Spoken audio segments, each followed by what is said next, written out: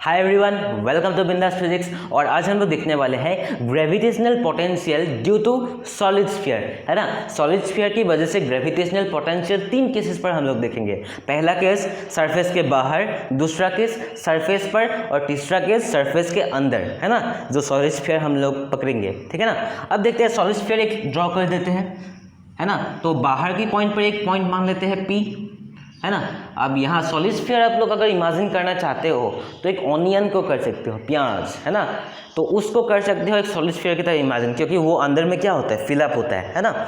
देखिए यहाँ पर हम लोग P पॉइंट पर अगर लिखना चाहते हैं तो इससे डिस्टेंस स्मॉल r मान लेते हैं, रेडियस हम लोग कैपिटल R मान लेते हैं, O यहाँ पर O मान लेते हैं। देखिए अब हम लोग एक केस लगाएंगे, जो सॉलिड स्फीयर है आप लोगों का वो स्फेरिकल सेल से बना है कि नहीं। देखिए मुझे, स्फेरिकल सेल क्या होता है, स्फेरिकल सेल क्या होता है, एक ऐसा करके कुछ होता है ना। क्योंकि जो स्फेरिकल सेल है आप लोग का वो अंदर खोखला होता है ना। तो उस स्फेरिकल सेल को जब हम लोग जोड़ देंगे, पहले छोटा होगा फिर बड़ा होगा, जोड़ देंगे यहाँ से यहाँ तक, तब क्या हो जाएगा, यहाँ से यहाँ तक, तब आप लोग को क्या मिल जाएगा, सॉलिड स्फीयर मिल जाएगा। तो हम लोग क्या करेंगे, पहले एक स्फेरिकल सेल मान लेंगे और इस स्फेरिकल सेल की वजह से ग्रेविटेशनल पोटेंशियल कितना होगा पहले देख लेंगे। फिर हम लोग यहाँ से यहाँ तक क्या कर देंगे, सम कर देंगे या इंटीग्रेट कर देंगे, कुछ भी कर देंगे, है ना। तो पहले देख लेते हैं स्फेरिकल सेल की वजह से ग्रेविटेशनल पोटेंशियल कितना होता है। वो हम लोगों ने पहले वीडियो में डिराइवेशन भी किया था, लेकिन जिसको नहीं पता वो हम लोग फॉर्मूला यहाँ पर पुट कर देते हैं। देखिए -gm/r होता है gravitational potential due to spherical shell at a point outside the sphere is कितना होता है, -gm बाई कितना डिस्टेंस स्मॉल r है ना। अब हम लोग क्या करेंगे, सिर्फ इस मास के लिए हम लोग रिप्रेजेंट कर रहे हैं ये, है ना। तो मास कितना होगा इसका, छोटा मास से हम लोग पकड़ पाएंगे। देखिए इसके लिए पोटेंशियल हम लोग V1 मान लेते हैं, है ना। तो V1 क्या होगा आपका, -gdm/r होगा, है ना। क्योंकि देखिए, क्योंकि इस जो स्फेरिकल सेल का मास है, स्मॉल मास के लिए ही तो हम लोगों ने पकड़ा है ना। अब हम लोग क्या करेंगे, इस V1 को इंटीग्रेट कर देंगे, तब हम लोग क्या मिल जाएगा, पोटेंशियल मिल जाएगा, है ना। अब इंटीग्रेट कर देते हैं हम लोग, क्या होगा, -g/r तो आपका कांस्टेंट है। तो इंटीग्रेट किसको करेंगे, हम लोग मास को करेंगे, क्योंकि स्फेरिकल सेल का मास अगर हम लोग यहाँ से यहाँ तक कंसीडर कर ले तो हो जाएगा हम लोगों का। तो मास क्या होगा, -gr, जैसे कि अगर dx को हम लोग इंटीग्रेट करते हैं तो x निकल के आते हैं, तो dm को करेंगे तो m निकल के आ जाएगा। और यही है आप लोगों का आंसर। कितना ईजी है ना। तो एक और बात हम लोग देख लेते हैं, यहाँ पर इलेक्ट्रिक फील्ड नहीं, यहाँ पर ग्रेविटेशनल फील्ड भी निकाल लेते हैं, है ना। ग्रेविटेशनल फील्ड कितना होगा, इसको अगर डिफरेंशिएट, मतलब पोटेंशियल को जब हम लोग डिफरेंशिएट कर देते हैं dv/dr, जब हम लोग डिफरेंशिएट कर देते हैं और साथ में माइनस साइन लगा देते हैं, तो हम लोग उसे कहते हैं ग्रेविटेशनल फील्ड। तो वो कितना होगा, -gM/r² हो जाएगा। तो आप लोग खुद देखिए, ये आप लोग का होमवर्क है, ठीक है ना। अब हम क्या करते हैं, पहला केस तो हम लोगों ने देख लिया, अब दूसरा केस की ओर चलते हैं। दूसरा केस क्या होगा, जब ये पॉइंट जो है सरफेस में रहेगा, है ना। अगर सरफेस पे रहा तो ये मैं ड्राइंग थोड़ा सा चेंज कर देता हूँ, ठीक है ना। पहले हम लोगों ने ये गोलू लिया था, है ना। अब जो पॉइंट है वो सरफेस पर है, मतलब रेडियस भी कैपिटल R है और जो स्मॉल r था वो कैपिटल R बन गया। तो कुछ चेंज होगा क्या पोटेंशियल में, कुछ चेंज नहीं होगा, सिर्फ स्मॉल r की जगह पर कैपिटल R आ जाएंगे, -gm/R आ जाएंगे। यही है आपका potential due to a solid sphere on the surface, ठीक है ना। तो यहाँ तक बहुत ही इजी था, ठीक है ना। अब जो तीसरा नंबर पे है वो थोड़ा सा खोचू है, मतलब वो थोड़ा सा आप लोगों को समझना पड़ेगा, ठीक है ना।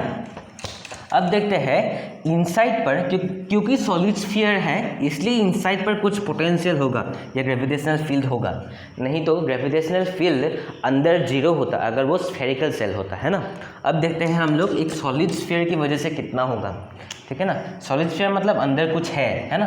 तो इसलिए मान लीजिए इस पॉइंट पर हम लोग निकालना चाहते हैं, ये तो आपका ओरिजिन हो गया, सेंटर हो गया O, इस पॉइंट पर निकालना चाहते हैं, तो हम लोग क्या करते हैं, एक ऐसा ड्रॉ कर लेते हैं, है ना।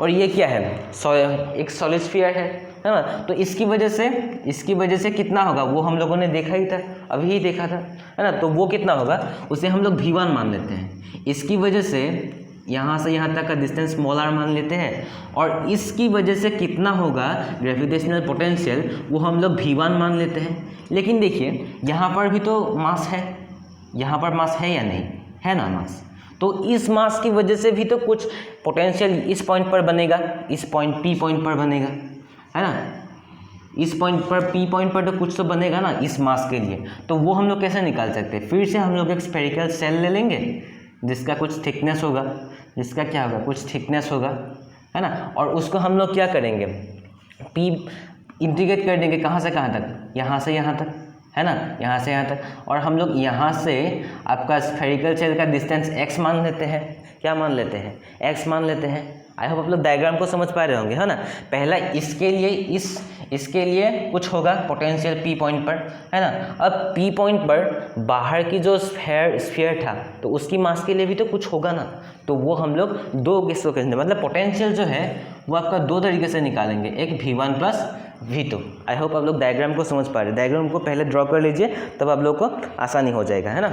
अब इस सॉलिड स्फीयर के लिए इस यहाँ पर पोटेंशियल कितना होगा, पोटेंशियल कितना होगा, वही होगा -g/dm कितना होगा, r होगा, क्योंकि मास जो है हम लोगों ने इस स्फीयर के लिए ही तो लिया है ना, तो मास पूरे के लिए अभी तक हम लोगों ने नहीं लिया है, तो dm लिखा है, नहीं तो gm लिखता है ना। अब पोटेंशियल सिर्फ मास अगर हम लोग निकाल देंगे तो हो जाएगा, अगर हम लोग मास निकाल देंगे तो हो जाएगा, है ना। आप लोग समझ पा रहे होंगे, है ना। तो मास निकाल लेते हैं dm को। मास कैसे निकाला जाता है, वॉल्यूम इंटू क्या करेंगे हम लोग, डेंसिटी कर देंगे, क्योंकि डेंसिटी इक्वल क्या होता है, मास बाय वॉल्यूम होता है, तो वॉल्यूम यहाँ पर मल्टीप्लाई हो जाएगा, यहाँ पर क्या होगा, डेंसिटी। अब dm तो dm ही रहेगा, वॉल्यूम कितना होगा, वॉल्यूम किसके लिए हम लोग देख रहे हैं, यहाँ पर वॉल्यूम यहाँ इसके लिए देख ले हैं, तो क्या होगा 4/3 पाई, साथ में क्या होगा r3, और साथ में डेंसिटी का क्या होगा, डेंसिटी का आपका होगा रो। हम लोग डेंसिटी को क्या मान रहे हैं, रो मान रहे हैं, ठीक है ना, कुछ डाउट नहीं है, नहीं है, बहुत बढ़िया। अब ये जो वैल्यू मिला हम लोग यहाँ पर पुट करते हैं, V1 निकाल रहे हैं हम लोग, यहाँ पर क्या निकाल रहे हैं, V1 को निकाल रहे हैं, है ना। तो -g/dm के जगह पर ये पुट कर देते हैं 4/3 पाई r3 रो, है ना, 4/3 पाई r3 क्या होगा, रो होगा, ठीक है ना। तो V1 हम लोग को मिल गया, तो नीचे कुछ था क्या, देखिए नीचे r था, स्मॉल r था, तो स्मॉल r कैंसिल हो गए, तो हम लोग को मिला V1 = -g/4 pi r² row divided by 3। ये आप लोग का V1 है, इसे रख दीजिए, ठीक है ना। अब V2 को देख लेते हैं, V2 को कितना होगा, सेम प्रोसेस लगाएंगे, लेकिन थोड़ा सा हम लोग इंटीग्रेट करना पड़ेगा। देखिए V2 का फॉर्मूला भी सेम होगा, -g/dm यहाँ पर देखिए डिस्टेंस हम लोगों ने r लिया था, यहाँ पर हम लोगों ने x लिया है, x लेंगे, है ना, और इसको इंटीग्रेट कर देंगे, ठीक है ना। इंटीग्रेट कहाँ से कहाँ तक करेंगे, इंटीग्रेट कहाँ से कहाँ तक करेंगे, देखिए यहाँ से यहाँ तक करेंगे, और किसके रेस्पेक्ट में करेंगे, यहाँ के रेस्पेक्ट, तो यहाँ से यहाँ तक का, है ना, मतलब यहाँ का डिस्टेंस कितना है, स्मॉल आर है, लोअर लिमिट स्मॉल आर होगा, और कैपिटल लिमिट यहाँ से यहाँ तक क्या है, रेडियस है, इस स्फीयर का रेडियस, तो कैपिटल आर होगा, ठीक है ना। अब dm को निकाल लेते हैं पहले आगे की तरह। dm कितना होगा, dm का कितना होगा, आप लोग खुद सोच के मुझे बताइए, dm कितना होगा, रेडियस के वॉल्यूम इंटू क्या होगा, डेंसिटी होगा, क्या होगा, डेंसिटी इंटू वॉल्यूम। आगे हम लोगों ने किया था ना यहाँ पर वॉल्यूम। अब वॉल्यूम कितना होगा, 4/3 पाई क्यूब नहीं होगा, क्योंकि हम लोग एक स्फेरिकल सेल के लिए मान रहे हैं। स्फेरिकल सेल के लिए वॉल्यूम कितना होता है, इस स्फेरिकल सेल के लिए मान रहे हैं, है ना। इसका सरफेस एरिया और साथ में कुछ थिकनेस होगा, है ना। पहले क्या होगा, डेंसिटी को हम लोगों ने डेंसिटी मान लिया, वॉल्यूम को क्या होगा, पहले सरफेस एरिया लिख लेते हैं, 4πx² होगा शायद, है ना, और साथ में इसका थिकनेस हम लोग dx मान लेते हैं, क्या मान लेते हैं, dx मान लेते हैं। आई होप आप लोग समझ पा रहे हैं, है ना, बहुत अच्छा है। अब हम लोग क्या करते हैं कि इसे, ये हम लोग को मिल गया, dm यहाँ पर पुट कर देते हैं, तो ऊपर वाला मैं रब कर देता हूँ, ठीक है ना, और ये भी रब करते हैं, आप लोग इसे देख लीजिए, सिर्फ जो वैल्यू है वो मैं रख देता हूँ, ठीक है ना। अब आपको क्या मिला था, dm के जगह पर पुट कर दीजिए, V2 का वैल्यू कितना हो जाएगा, इंटीग्रेशन स्मॉल r से कैपिटल R तक, और साथ में -g, dm का वैल्यू मिला था आपको रो 4πx² dx डिवाइडेड बाय कितना होगा, स्मॉल x होगा।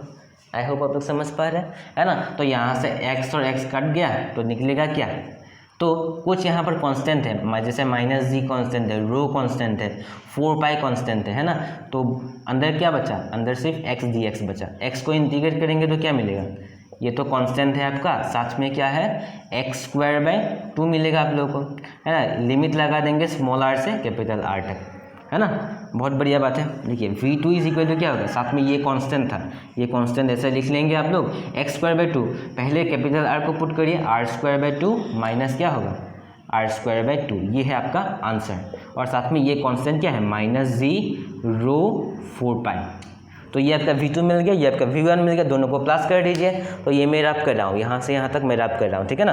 अब v1 और v2 को दोनों को क्या कर देंगे, ऐड कर देंगे और हम लोग का आंसर मिल जाएगा। लेकिन थोड़ा सा सिंप्लीफाई भी करना पड़ेगा, क्योंकि क्यों सिंप्लीफाई करेंगे हम लोग, देखिए ताकि ये थोड़ा सा कुछ मतलब ऐसा फॉर्म में आए जो हम याद रख सके, है ना। इतना लंबा तो हम लोग याद रख सकते हैं नहीं।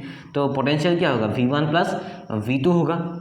v1 हम लोग को क्या मिला था, -g 4π r² रो, और साथ में क्या था आपका 3 था, प्लस g2 आपका क्या, v2 आपका क्या था -g 4π rho capital R²/2 minus small r²/2। ऐसा हम लोग समझ पा रहे हैं, है ना। तो कुछ कॉमन ले सकते हैं हम लोग, देखिए -g कॉमन ले सकते हैं, 4π कॉमन ले सकते हैं, रो भी कॉमन ले सकते हैं, साथ में 3 भी कॉमन ले लेते हैं। तो अंदर बचेगा r², है ना, अंदर क्या बचेगा r² बचेगा। देखिए यहाँ पर भी माइनस है, तो ये क्या हो जाएंगे, देखिए माइनस प्लस क्या हो जाएंगे, माइनस प्लस माइनस हो जाएंगे, और माइनस हम लोगों ने क्या ले लिया, कॉमन ले लिया। तो अंदर क्या बचेगा, प्लस ही तो बचेगा, अंदर क्या बचेगा, प्लस ही तो बचेगा, है ना। देखिए क्या कॉमन ले लिया, जी कॉमन ले लिया, 4π रो कॉमन ले लिया, 3 यहाँ पर नहीं था, 3 यहाँ पर नहीं था, तो हम लोगों ने कॉमन ले लिया, तो इसको क्या करना, मल्टीप्लाई कर देना पड़ेगा, और साथ में कैपिटल R²/2 माइनस R²/2। देखिए फिर भी थोड़ा सा सिंप्लीफाई नहीं हो रहा है, इसे आप लोग याद रखने के लिए बहुत टाइम लगेगा आप लोग को, तो थोड़ा सा और मॉडिफाई कर देते हैं। ये मैं रैप कर देता हूँ, ठीक है ना। अब इसका कोई काम नहीं है, इसको रैप कर देते हैं हम लोग। देखिए अब हम लोग क्या करेंगे, देखिए 4π डेंसिटी का फॉर्मूला क्या था, मतलब जो डेंसिटी हम लोग निकालते थे उसे हम लोग क्या करते थे, आप लोग खुद सोच के मुझे बताइए। डेंसिटी का लोग क्या था, मास बाय वॉल्यूम। डेंसिटी क्या था, मास बाय वॉल्यूम। तो मास हम लोग कैपिटल M लिख लेते हैं, वॉल्यूम हम लोग क्या करेंगे, वॉल्यूम हम लोग 4/3 पाई और कैपिटल R³ मान लेते हैं इसे, है ना। डेंसिटी क्या था, मास बाय वॉल्यूम था। तो ये थोड़ा सा कुछ ऐसा मिला ना आप लोगों को, है ना। ये क्या है, रो साथ में 4/3 पाई R³, है ना। तो इसके जगह पर क्या लिख सकते हो, M लिख सकते हो। देखिए रो है आपका 4π/3 भी है, रो है आपका 4π/3 भी है, क्या नहीं है, R³ नहीं है। तो आप क्या करिए, न्यूमरेटर और डिनोमिनेटर में R³ ऐड कर दीजिए। क्या कर दीजिए, 4π रो/3 R³ हम लोगों ने लिख दिया, और डिनोमिनेटर पर भी हम लोगों ने R³ लिख दिया, है ना। तो अंदर क्या हो जाएगा, अंदर यही है 3r²/2 माइनस 3 स्मॉल r²/2, है ना। तो इसके जगह पर हम लोग लिख सकते हैं -g capital M/R³, -g capital M by क्या होगा, R³ होगा। और साथ में अगर ये 2 भी हम लोग निकाल ले तो क्या हो जाएगा, 2r³, और इसमें क्या हो जाएगा 2r² plus 3 capital R² minus 3 small r², है ना।